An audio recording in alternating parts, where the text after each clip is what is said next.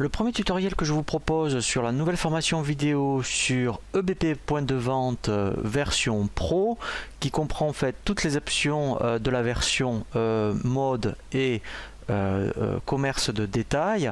Donc là en plus, eh bien, vous verrez aussi toutes les fonctionnalités de la version pro qui comprend en plus toutes les fonctions multi-dépôt. Lorsque vous lancez donc EBP point de vente, eh bien la première chose qu'il faut faire, vous voyez, donc dès que vous allez l'installer, vous aurez deux raccourcis. Un raccourci pour le back office et un raccourci pour le front office. Donc il faut toujours commencer par le back office. Donc en fait, il faut donc double-cliquer sur le back-office. Pour créer votre nouveau dossier, il faut donc, quand vous avez l'écran de bienvenue, cliquer sur l'option Créer un nouveau dossier et nous allons nous laisser guider par l'assistant de création. Donc là, je vais l'appeler EBP point de vente. Voilà. Donc là, il va me créer le dossier où effectivement, eh bien, il va installer toutes les données. Donc là je fais suivant. Ici eh bien il faut indiquer vraiment toutes les informations administratives.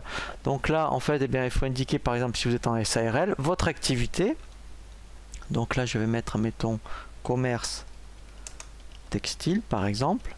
Voilà votre capital, donc si vous êtes en société commerciale, donc je vais mettre mettons 50 000 €, votre SIRET, votre code APE, et ici il faut saisir votre numéro de TVA intracommunautaire, puisque après effectivement ça va s'afficher sur toutes vos factures. Donc là après on fait suivant. Donc toujours là bien en fait il faut indiquer votre adresse. Donc là je vais en indiquer une. Voilà.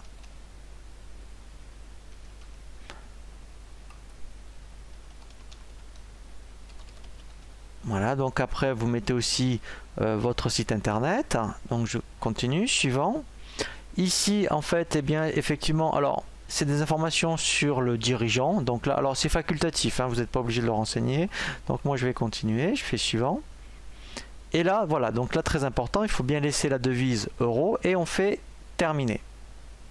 Donc là, en fait, on arrive sur un tableau de bord donc qui est pour l'instant vierge, mais là en fait notre dossier est créé, donc il manque beaucoup d'informations, hein.